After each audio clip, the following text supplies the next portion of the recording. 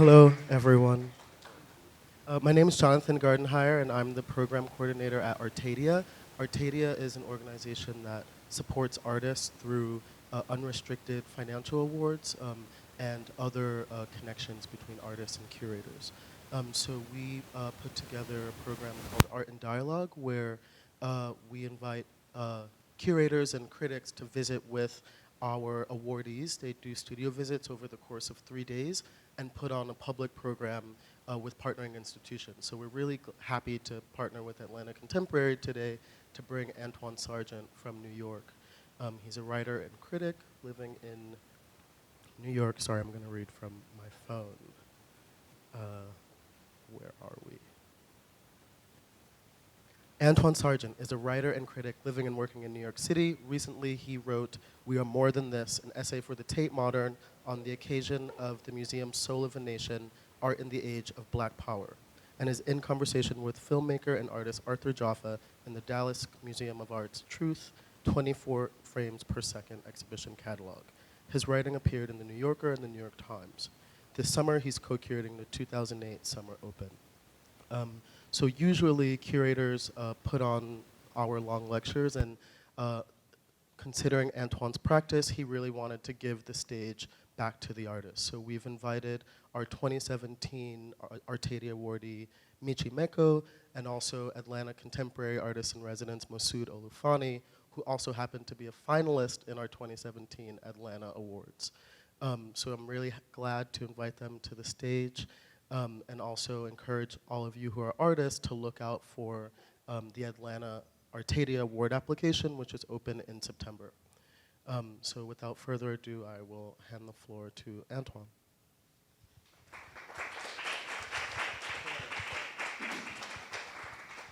I'm going to sit. My name is Antwaun Sargent. Thank you for coming. Thank you to Artadia for inviting me, and Atlanta Contemporary. Can you guys hear me? Okay. For having me. Oh, no. Okay. Okay. Sorry. How was that? Good. Okay. For having me, and I wanted to, as Jonathan kind of briefly talked about, when I'm thinking about why I became a writer and why I particularly write in the way that I do about the artists that I do, it really leads back to this idea of dialogue.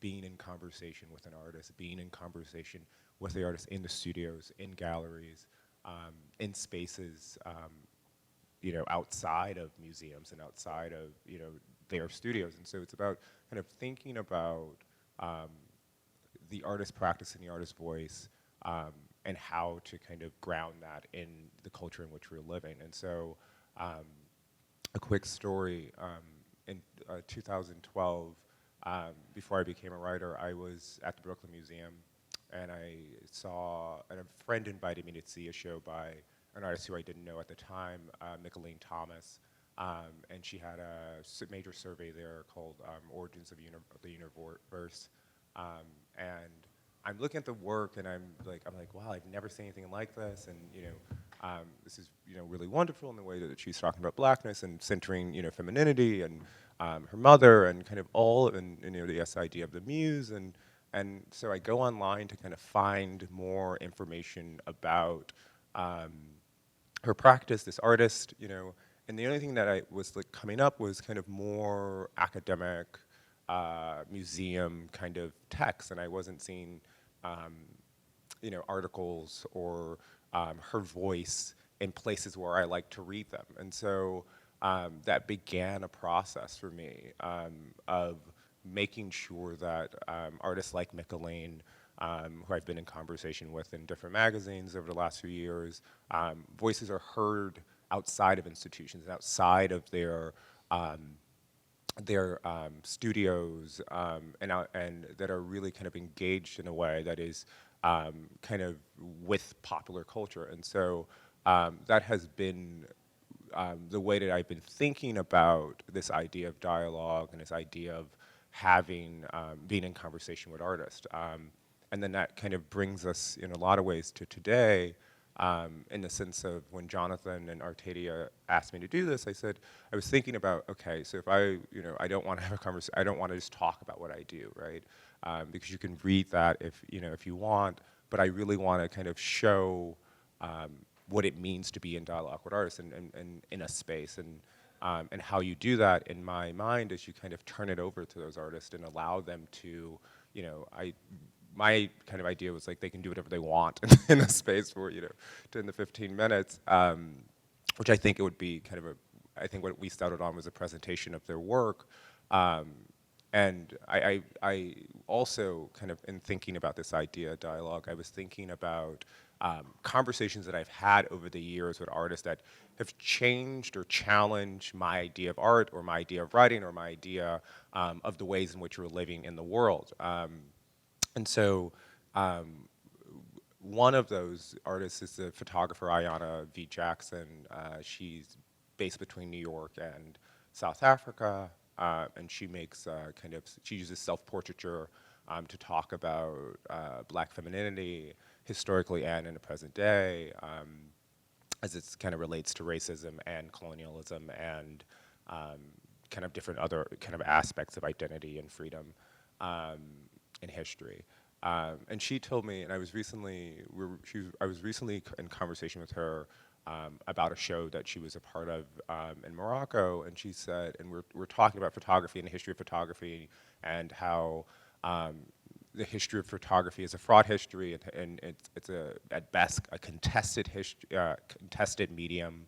And she goes, you have to fight photography with photography, which is, in a way you're like, duh, but but the way that it was so poetic, the way that she said it, because what she was saying, or at least how I, kind of took that, was that you have to, if you want to change the institution, or if you want to change the conversation in art or in society or in culture, what you have to do is you have to kind of use the tools of those institutions. And so in her case, photographer who was not, happy with the representations of black women in, the medium, in the history of that medium. And so what she chose to do was use that same medium to create a new lane or create a new space for her voice and for her, and for her identity.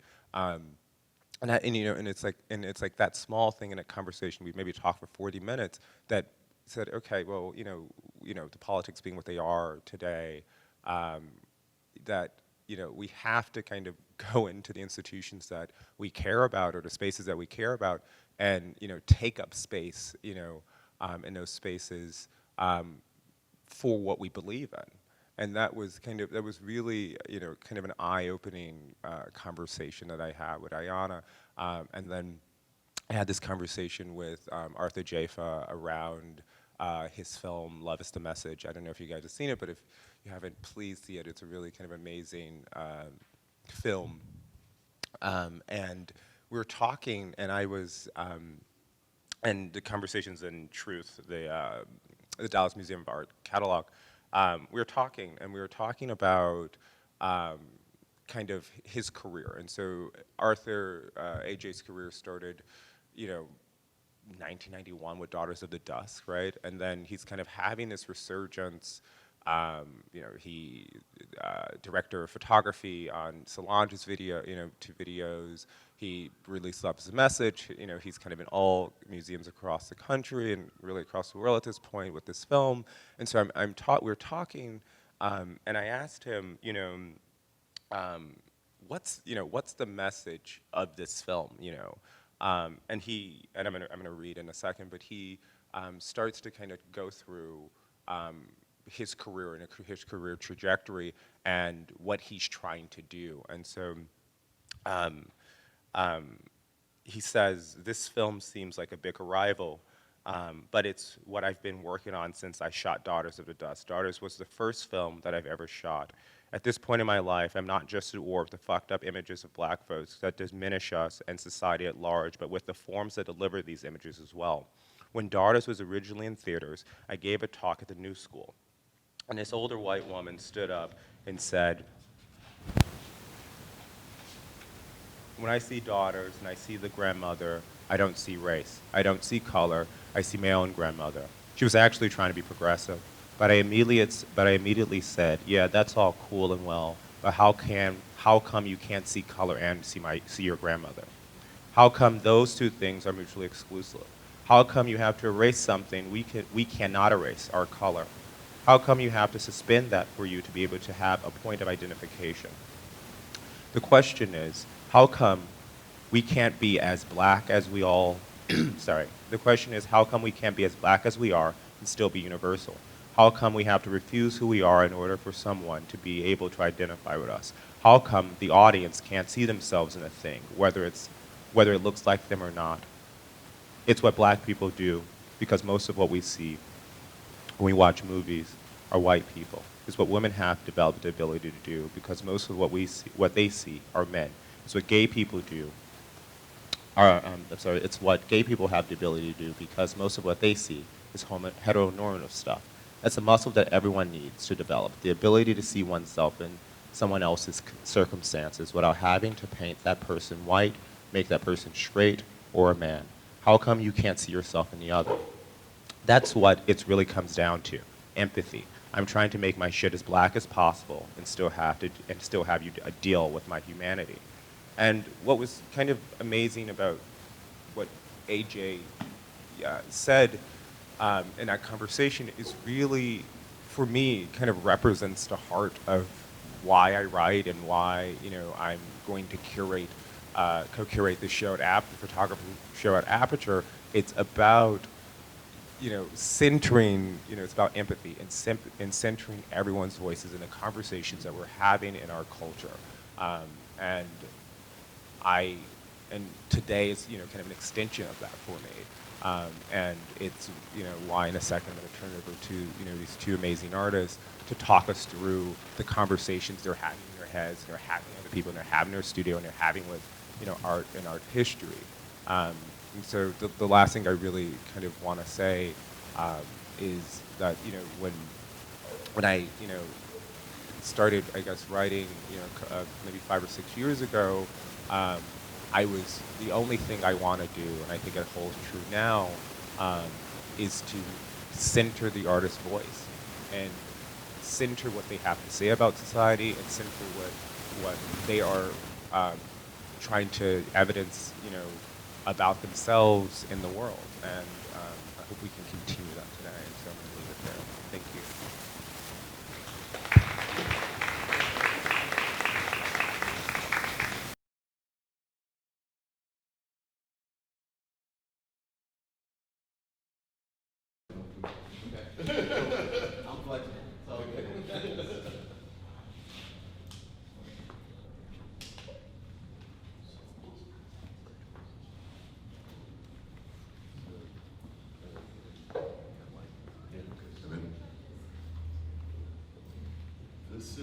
I'm Michi Meko. I live here in Atlanta. I'm from Florence, Alabama, but I've been here 20 years, trying to do what it is that I'm doing right now in this seat. And I had no plan Bs, and so here we are. A lot of my work is about navigation and buoyancy. I'm very interested in how Black bodies navigate public space. And me being a bigger guy with a lot of shoulders, I'm always hyper aware of my size and my presence and what that means. But then I'm also concerned about what that means being sort of this giant black male. And so I'm trying to make these maps that help me get through public space or everyday life. And within those maps are giant contradictions. They're maps that are taken from various map forms and then combined into an abstraction, which becomes a contradiction. So I don't know if these things are helping or not, but for me personally right now, they are sort of a guide through this, through space. And the image that we see right now, the newer work, is based off of oil spots, because I was very interested in how do we have a conversation about black males who've lost their lives, but and I don't want to look for the simple answer of, oh, the low-hanging fruit, like here's a cop, here's a image. Like, how can I talk about that in a more poetic way? And so I begin to think about where these people lay and where those spirits are lost. And in the streets, at the time, I was very fascinated by oil spots. So I begin to go back and look at these events and not focus so much on the violence, but the place where they lay. And so each of these works are given a date, and that is that person's death date. And so this is Jordan Davis, and the title of this work is November 23rd, 2014.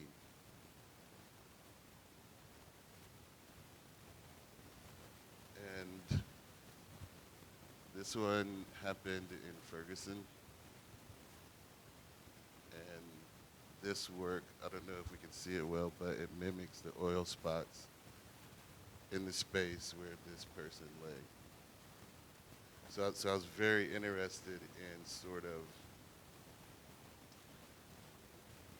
the space, the place. And as I was going through this work, a lot of this work was inspired by Alice Coltrane. And as I was about to give the lecture for this body of work, an article popped up on my phone. It was NPR, and there's an article there by Sydney Monday. And everything that I had been working towards for the last 6 months or so, she sort of summed up in an article. And I kind of want to read a little bit.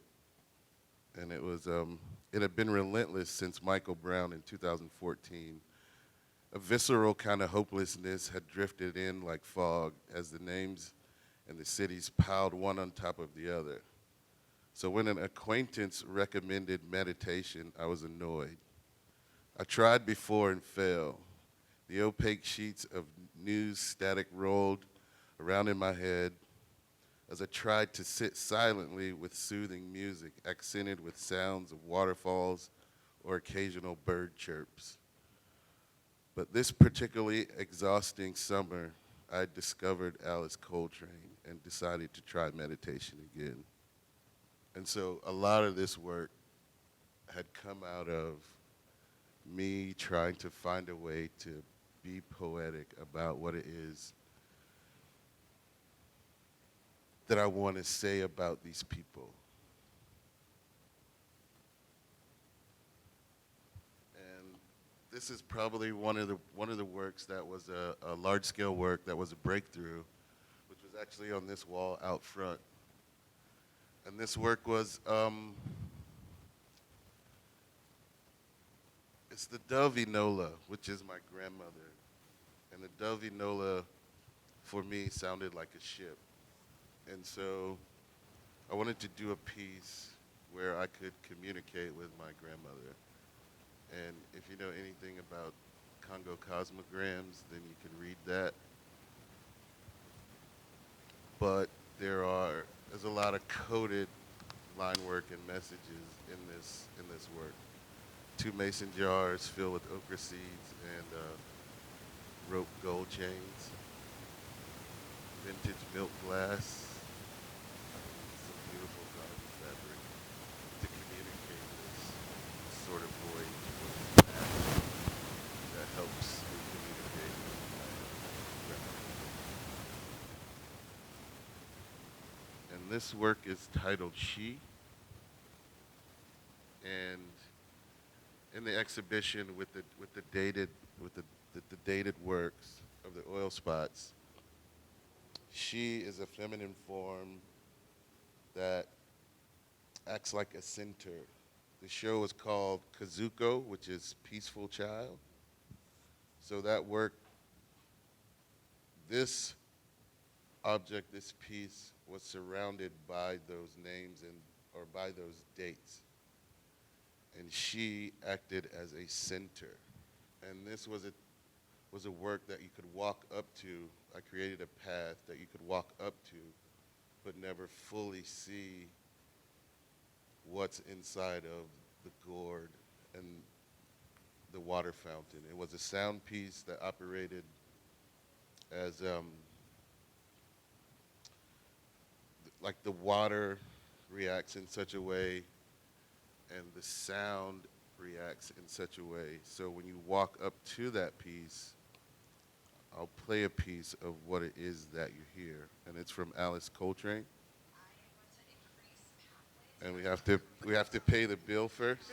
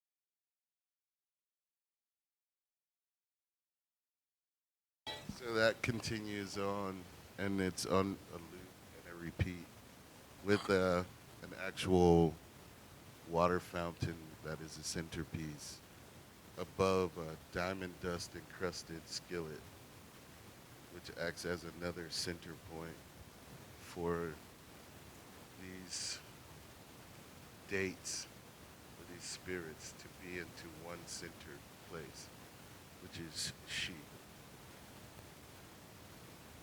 So there you see like the vastness of the piece, but you're invited to walk into this piece and hopefully have a transformation. But then also think about the dates and what that means, and those spirits or souls or that energy that is no longer with us and why it left us. So I'm very interested in right now in creating these transformative places, because I believe that once you walk down that path and try to see into this sort of universe that is she, and you become engulfed in all of this material and all of this blackness, and when you reverse out, is my belief system that there has been a spiritual change within you. And that's the work that I've presented for today.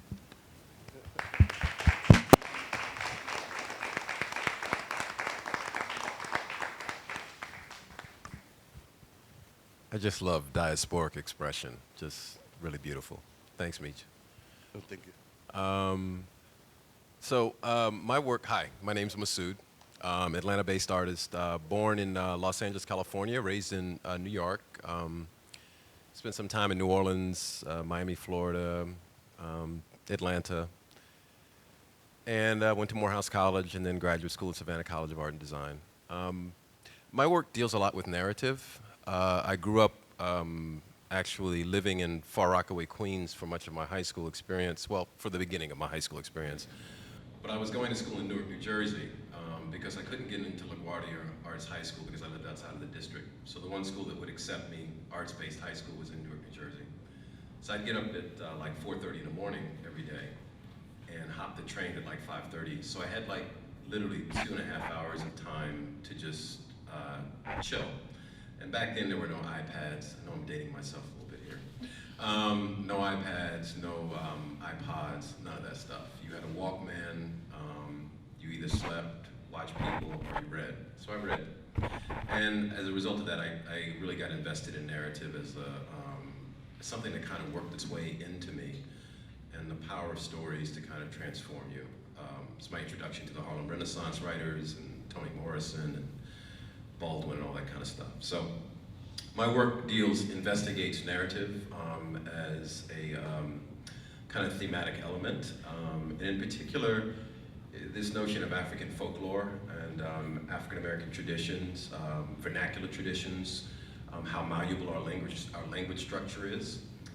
One of the things that's really powerful about the African-American linguistic expression is it's the way it operates multivalently, right? So you say one thing in one context, it means one thing, and then you say it in another context, it means something completely different. And all that goes back to slavery and beyond.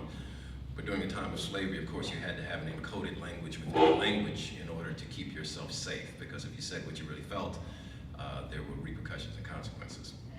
So, nevertheless, so some of the pieces that you see, I wonder if we can click on the one, can we click in the top left corner?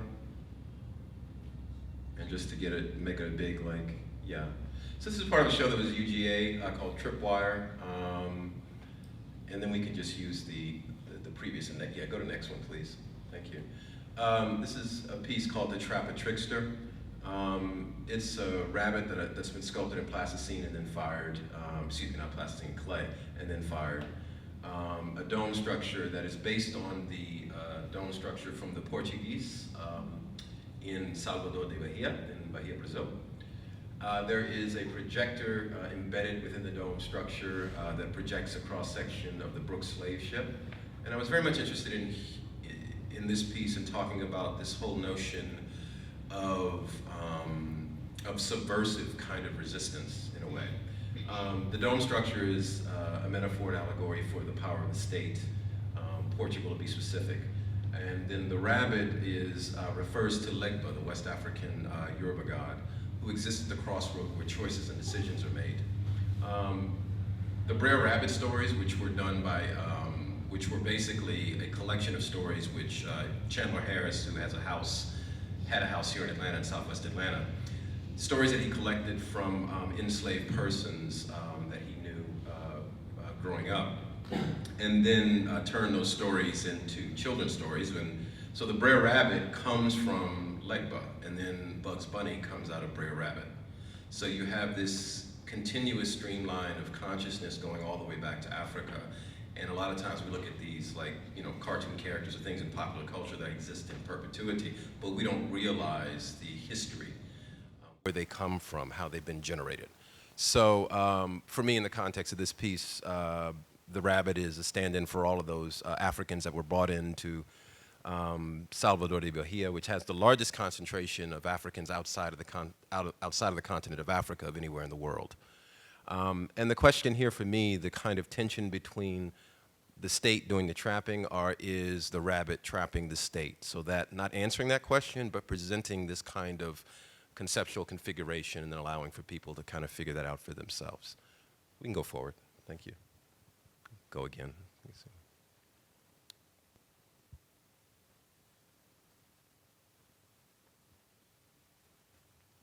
I saw copper leaf on that dome, by the way.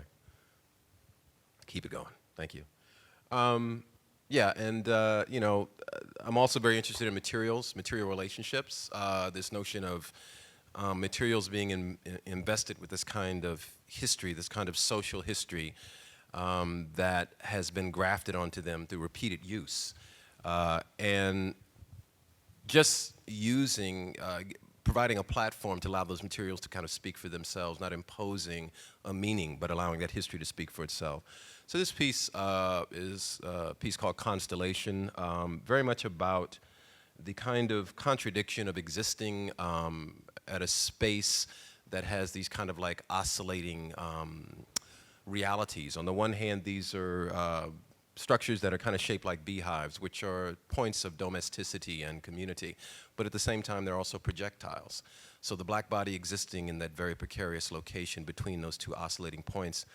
And what that felt like, I know what that felt like for me as a young African-American male growing up in America as I moved through public space or through the world and feeling this point of tension and just trying to navigate that experience. Keep going. Another piece here called Snip Hive. This is 310 handmade bees, and they've been sculpted and I did molds and then cast them in resin. Renderings of my ancestral family members on the outside of the form, and there's a sound device embedded within it. So when you approach the object, you'll hear these buzzing sounds like a beehive, and then that slowly dissolves, and then the sound of a one-room Baptist church in Alabama comes up singing a Negro spiritual. And the two recordings kind of blend, so it's almost like a chorus, and it's very difficult to tell where the bees begin and end and where the chorus begins and ends. So let's do like two more. Go ahead. Keep going. It's just the branch that was part of the installation. Keep going, please. This is a 360-degree shot of the show that I had at the Museum of Contemporary Art here in Georgia, part of the Working Artist Project grant, 2015-16, I think. We can go forward on this a little bit. These are three images from three works from that show. The one on the left is called Tight Packers, A Depleted Harvest. The one in the middle on the ground is called Root Anchor After Gober. And then the one on the right is called The Sentiment. I'll just do a quick talk about the one on the left. You can go forward a little bit. Keep going. Keep going. Keep going. Yeah. So tight packers is a term that comes from the 19th century. It is a method for packing slave ships that was very prevalent during the time of antebellum slavery. There were two methods. There was one called loose packing and one called tight packing. Loose packing was considered to be more humane because they would put less people in the hold of the ship. Because they gave people more room to maneuver, it was thought that it would decrease the chance of the spread of disease. And of course, tight packers didn't care.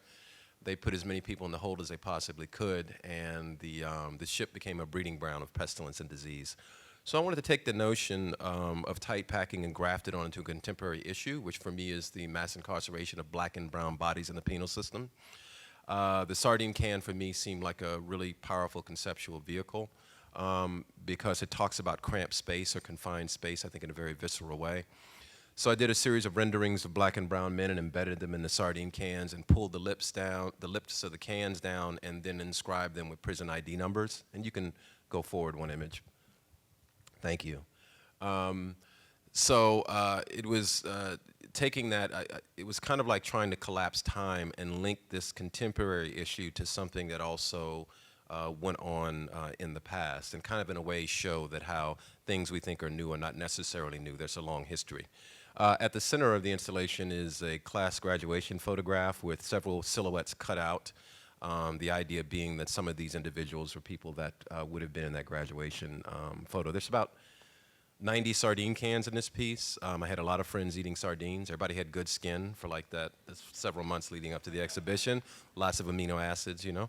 And I ate a lot of sardines myself too. So, but anyway, yeah. So that's kind of, is that about my 15 minutes? We about there?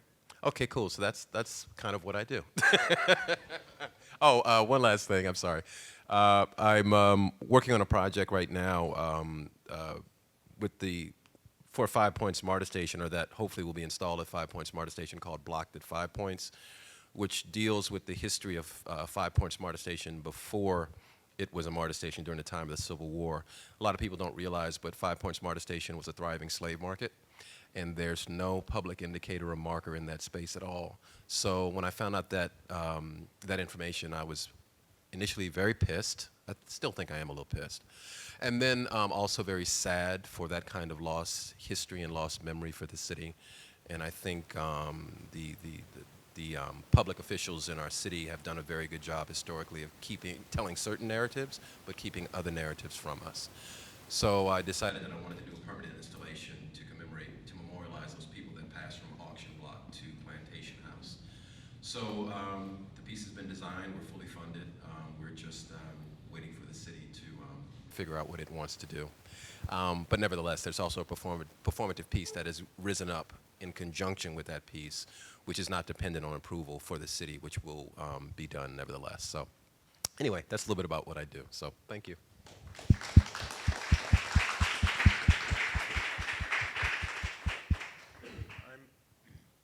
Can you hear me? Can you hear me? No?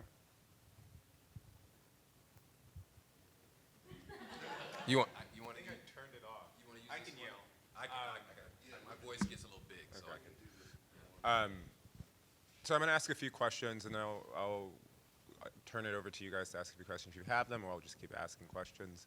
My first question is, when you're thinking about your practices as artists, who are you in dialogue with? Who are you communicating with the kind of various issues you're raising within the work? Do you mean like living or dead or? Just in general, I mean, open-ended question. Well, for me right now, I'm really into Alice Coltrane and that thought of spirituality and what that means for me as I move forward in my practice. And I'm also fascinated by Jimi Hendrix and trying to find what it is about what he did and who he was that made him such a god in the terms of like the English, because I don't think that white people had ever seen such a man before. And so I'm very interested in about what it is about Jimmy right now that's going through that. I talked to one of my friends, William Downs, who's an artist working here. We share a lot of content, go back and forth to discuss our practices and what it is that we want to achieve. And we talk about materialities and histories. Philandus Thames, another artist who came out of Yale, that's from Mississippi. So we have a very special way of talking about the finer parts of art in sort of our southern vernacular. So it's very interesting to see these. I think that our conversations would be amazing to hear these educated men speak of art in terms of southernisms, and which becomes, you know, sort of these black southernisms. And but I seek like influence from my practice, like, I mean, just this right now, because once I got the call, I instantly went to Google you to see who you were and what it is that you are about, and how can what I do influence what you do. So like that sort of idea of stalking black creatives is something I find great joy in. Like it's like a treasure hunt, like especially with social media, because you can know an artist online, but then it's another thing to actually see that artist and then have that dialogue, and then you understand why you enjoy that artist's work. So I think that I'm one of the things that I find great joy in for my practice is mining black artists, is discovering the voice and the languages that are out there, and seeing like how black artists are creating their own lanes, sort of telling this giant story of these people, and or of this situation, or of this. I don't know. It's so exciting. It's like super exciting. Yeah. So I'm all over the place when it comes to looking for influences for my practice. Like I'm completely all over the place.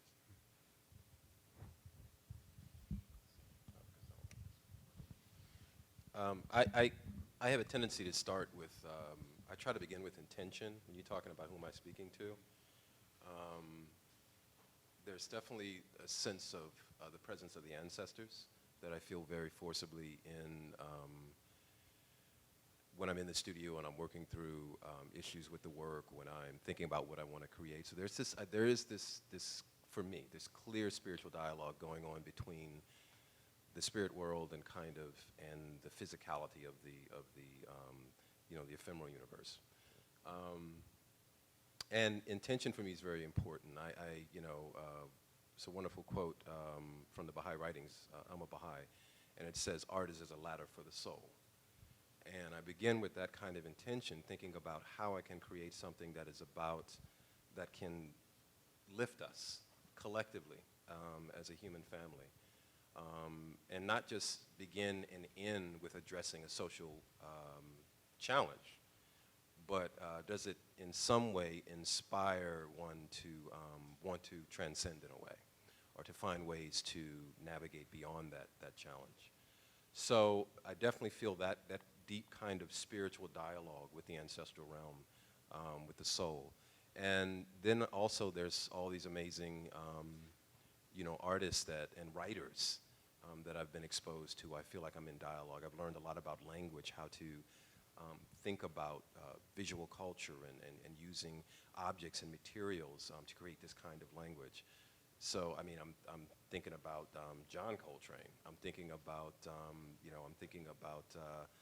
Kind of Blue from Miles. I'm thinking about Baldwin. I'm thinking about Morrison. I'm thinking about Martin Puryear. I'm thinking about Leonardo Drew. All these really amazing creators. I'm thinking about Michi. I'm thinking about Radcliffe Bailey. I'm thinking, so many phenomenal artists. We're really, Cosmo White, we're really blessed in this city to have a cadre, a cohort of really amazing artists that I think can compete with any group of artists anywhere in the country. So these people inspire me. And I'm definitely feeling a sense that when I'm creating, there's this ongoing dialogue with my cohort of creators, with the ancestors, and with these other artists, some who have gone on, who continue to inspire and encourage me to continue on in the journey. How are those dialogues showing up in the work, if you can both provide an example? Well, for me, the last exhibition and its lecture, the title Kazuko comes from a Pharoah Sanders song, which Pharoah Sanders and Alice Coltrane were collaborators, and I worked in a collaboration for 10 years, and so now it's me hearing my own voice, and so I'm very interested in what Alice's voice sounds like without the other instrumentation, you know what I mean? So I've gone as far as to buy a very rare record that she only gave out to her friends, and I happened to get my hands on one at a very good price. And so for me, taking ownership of that, adds a layer into that. And then, like right now, I'm on eBay. You guys may see me on my phone. I'm trying to get a very rare Jimi Hendrix record. And so it's sort of me taking possessions of these things that represent these people and then bringing them into what is that I do or what is that I believe, I think. I forgot where I was going. It's so much I want to say. Like, it's so much I want to say. Like, I get so excited to talk about art. It's like, because I can make the parallels and how things relate to practice through almost any form. And like right now, Nipsey Hussle is something that's very special, I think, to my practice too. Also bringing that sort of mentality of the LA street hustler, but that is also a black entrepreneur. Like, and so I'm thinking a lot about that as in my practice too. Like, my brain does like this. Yeah, I think there's a real consciousness in my work, this really kind of conscious approach to craft, to the inner structure of an object, to it having some kind of internal integrity, and then that in itself reinforcing what's on the outside as well. And that inner, you know, kind of construction is something that the audience may never see. But there's something about that kind of integrity for me that's very important. And I think about, you asked about, you know, specific influence in a particular, in a piece of work. I'm thinking about Martin right now, and about his like methodical approach to craft and how beautiful his objects are. You're never sure exactly how they're made, and once you find out how they're made, you're like, oh my God, I didn't even think that that's how it was constructed or put together. You know, like the hive piece that I was talking about. I mean, and really focusing on how that thing's put together, how I'm going to house a listening device on the inside, and so I'm feeling his voice over my shoulder as I'm making this stuff. I'm feeling, you know, Toby Martin, who was my professor at Spelman College when I was at Morehouse, who's since passed on, who is a tremendous artist, just amazing. And he always used to tell me when I would come in, I'd be in the studio, he's like, Masud, craftsmanship, craftsmanship, craftsmanship. So it's like, you know, that kind of like haunting mantra that's there, and it keeps me engaged in every aspect of the creative process, even things that to the layman's eye would probably go unnoticed, but to me they're noticed. And I find that there's a real beauty and a discipline that goes into paying as much attention to that which is the most inconspicuous as you do to the grand gesture. So I don't know if that answered the question, but that's okay. It's interesting because I'm working on a writing project right now, for a museum catalog, and I've read, and it's a tiny text, maybe it's 800 words, but I've read so many kind of books or articles or whatever in preparing for that text that, you know, the reader may never, you know, kind of encounter, but that those histories or those thoughts or, you know, that way of seeing the work is embedded in that text. And so it's interesting to hear you guys talk about the kind of separation between like what the audience will see and what not will see, and what the audience would see and what they won't see, and how even the things that they won't see still really kind of informs the work that you're producing in the studio. I had one more question about the ways in which you guys are kind of thinking about identity, because I think that's something that's really kind of rooted in both of your practices and the works that you showed, particularly, Michi, around the way that you're using kind of oil as a representation of the black male form. Can you talk a little bit more about that? Well, I think somewhere in my head there's when we talk about oil, we're talking about wealth, but then we're talking also about things that are stolen, or a material that is stolen. But then also, I think somewhere in there is a racist joke of being oil spots, and then there's also a way of me connecting that to something that we walk past every day, but then there's also the effort to take that sort of that natural element that we still see play out. So I'm very interested. I was very interested in what the oil spot meant, sort of, to me, but it also being something that we just walk past every day, something we're not thinking about. But also, at the time of expiration for that person, it just began to annoy the fuck out of me that how people can't see that this is a person, that this is a person. And then having been pulled over by cops, my brother is in the back. My first night here, we were pulled over by cops and had 9 pistols at our heads, right? So every time one of these events happen, I know what it's like to be on that side of a service revolver.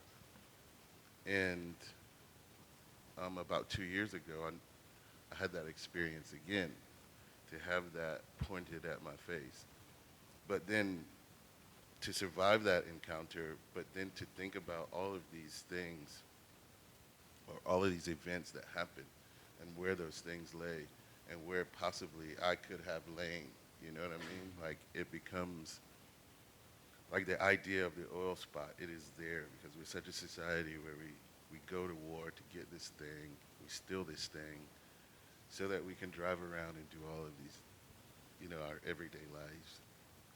But it's so meaningless, I mean, in such a way that I begin to think about like these deaths just as meaningless as these thefts, you know what I mean? Yeah, it's interesting because it's still the oil slick metaphor, because it still marks the ground, right? So like you still have a recording of, you know, that death, but you know it's Yeah. become so everyday that you're, you know, desensitized, or that you are, I guess, yeah, desensitized might be Yeah, the phrase. yeah. So I begin to identify with Yeah. these sort of I'm using very careful language the way I talk about this Yeah. too. So like I'm and that's very purposeful because I don't want to dwell on black trauma because I believe that black people are heroes. I believe that every time you see a black person, you see someone who's the strongest people walking the earth. Like, I don't have any problems expressing that. So I'm very careful about how I talk about these figures that have lain. And I'm not saying that to be desensitized or whatever, but I'm saying that because we have a Rolodex of these images. And honestly, I'm tired in such a way. So I'm tired of identifying with what it means to lay and then to lose. When these people have survived so much. And I'd rather focus on the winning than the losing. But then there are times that you do identify with that situations and seeing those service revolvers like in your face, that never goes away. So every time one of those happens, it's sort of this, I can see myself triggering.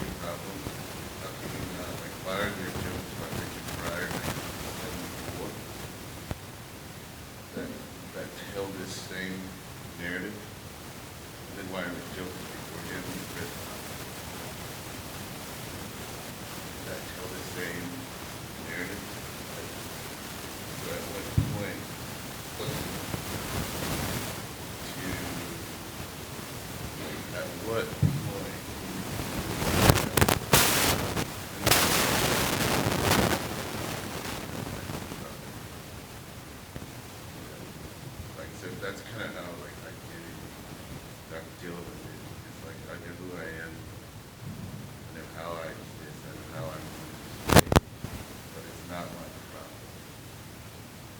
In a way, you know? Like, why am I concerned about making you feel comfortable? Which is like kind of what we read at the beginning. So I'm trying to live my full big Michi. You know what I mean? Like, without compromise of any of it. Yeah, I think, piggybacking a bit on what Michi said, the reading that you had at the beginning, I thought was very, really resonated for me because I really feel like there's a universality in this specific. And I think we've been really approaching this whole notion of oneness, right? The sense of that we are all part of this collective humanity in a way. I think we've been approaching it in a really kind of childish way.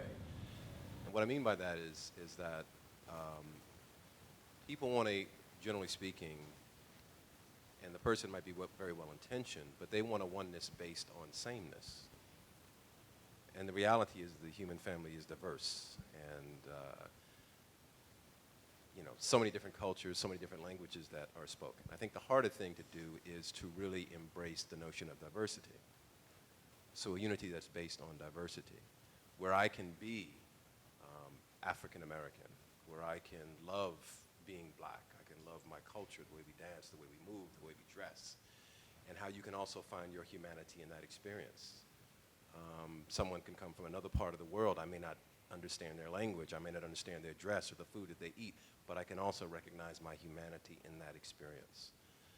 So I think for me, some people, sometimes, I've heard comments where people have, one I heard not too long ago actually, from a person of African descent actually made a comment like, oh, your work is really black, which I thought was a very peculiar comment. And then of course, my next question is, well, do you say the same thing when you see work that is really white? And why does that have to be a prerequisite for seeing the humanity in the work? So for me, identity is I'm very clear about my blackness. I feel steeped in it. I feel very at peace with that. And I view that as one expression of the diversity of the human family. And it's legitimate, and it's as Bill D. Jones said, he said, I don't have to apologize, I just am. And it's up for you to see. So that's how it plays out for me. I'm going to open it up for a few questions. Any questions? I'll do it. How you doing? I'm Eric the Radical. My question is for you, maybe for both, because a lot of, like both of y'all deal with, not desensitizing, but just that inner silence of maybe pent up a little anger, maybe when you just hear like another this and another that. Looking at that sardine piece, it was crazy. It was cool. Thinking about how back then slave ships who had Africans that spoke the same language from the same tribe, how they would get together and revolt and was it a mutiny, cause a mutiny and take over the ship. What are some examples or some ways to do that now here with the prison system? Because if we look back then, it's like, yeah, like we salute them, we would make a movie about them, we would praise them for rising up then and taking over the slave ship. And if it was a vote, I would vote for prisons to rise up and take over the prisons just like they did with the slave ships. What are some ways to do that, or how are they doing that in today's society with taking over the prisons? Well, I'm very clear about my lane. I'm an artist, so I'm not a public policy person. I would say use whatever it is that you have. So if you're an artist, use your art to talk about the situation in some way, if it's important to you, right? If you're a public policy person, try to bring about some policies that will help to deal with that situation. If you're a business person, come up with a business that will have some effect on that system of oppression. So I think the important thing is that not necessarily specifically what you do as much as it is do something. And all of us have the capacity to do something.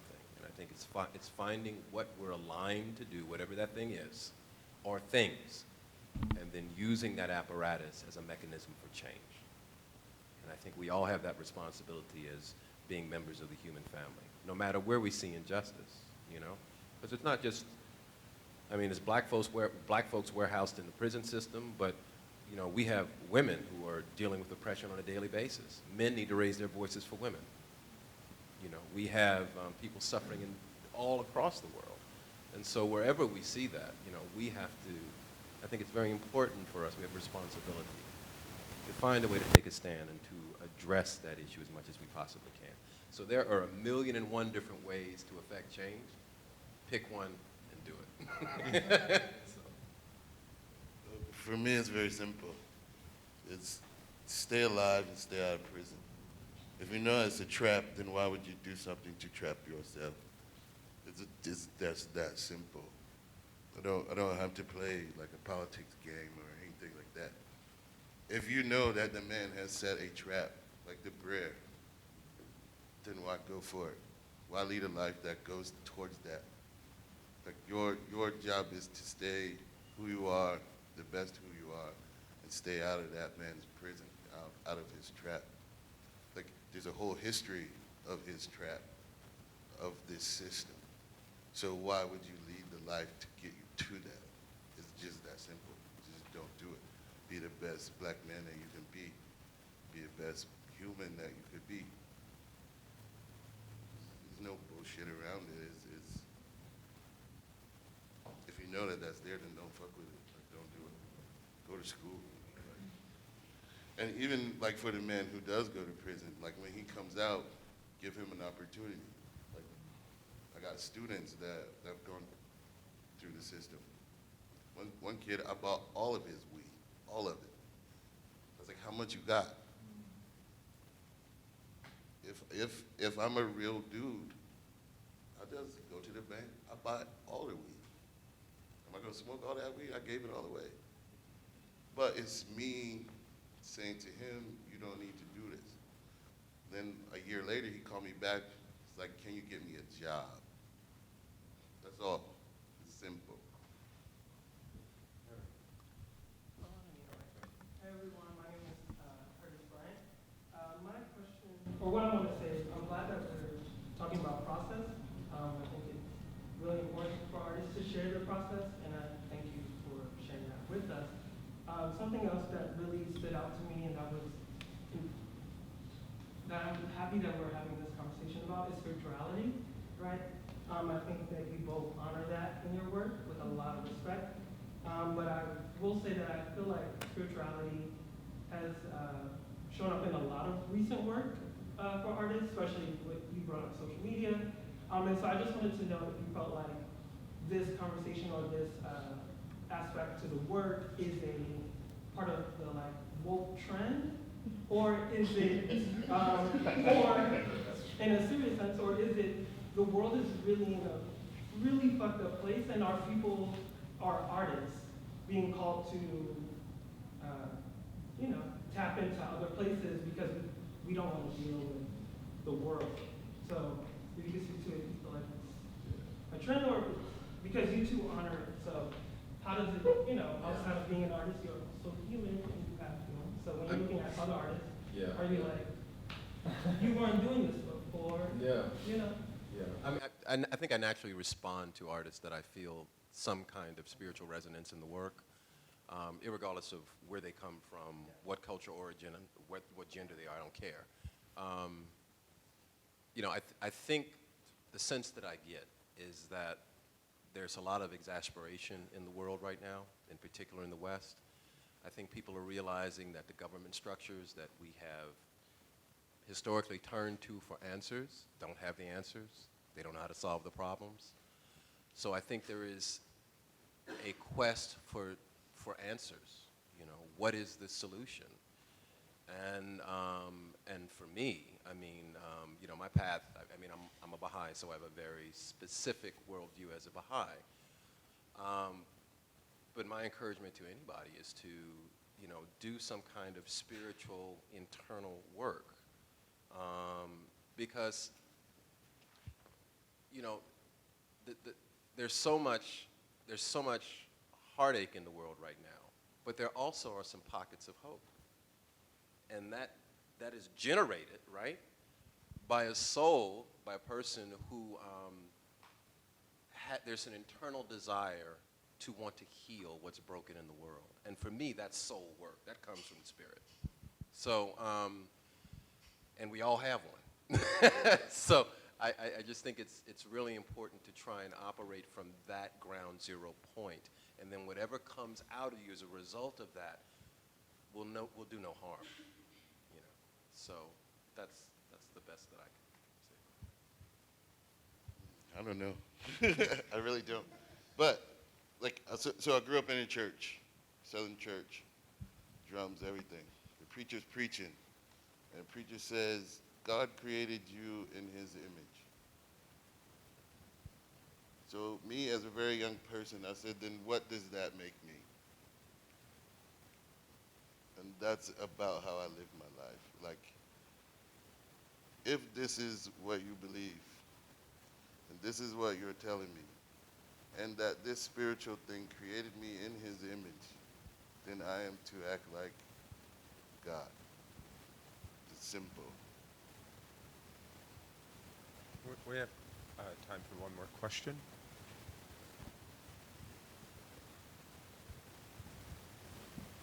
Hi, my name is Brianna. I am an author and poet. And thinking about your responses to the first question, I'm curious to hear your responses about how we actually cross those lanes and begin to have a dialogue as artists, as business owners, as policymakers. How do we create a dialogue about the things that are happening in our community, even though we are in different areas? I think that is happening right now. Like, I think what's happening is that we're seeing a nation react to a thing, and there's people who have to make a decision. Like, we are all put in a position to make a decision, like what you're saying. There's this thing that is looming over us, and I don't care how you voted for it. You have to admit, you have to be very honest that this thing is not right. And so people, Americans, everyone, are looking at where is the real truth in all of this. And especially for me right now, I'm very fascinated by the language of America.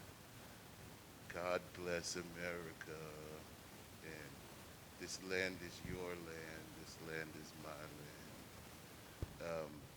All of the American sort of mythologies are failing. They're breaking down in our face. The Christianity thing, it's falling apart. The moral thing, it's falling apart. America's own mythologies right now are falling apart. So people are searching for something more spiritual. They're searching for a different type of truth, because we're God bless America. And then there's this thing looming, right? If we believe in that story. But also at the same time, while this thing is looming, we're seeing this thing try to reverse what was just very intelligent, what was probably the smartest that we will see in our generation, right? Here is now this thing that's trying to reverse history in a way. So you as a policymaker, you as an artist, you as the business owner, now it's time for you to look for truth within what it is that you do and be very truthful about it. Like, if your intentions are to change policy, then go and do that. It's like those kids out there marching today. That's their intentions, right?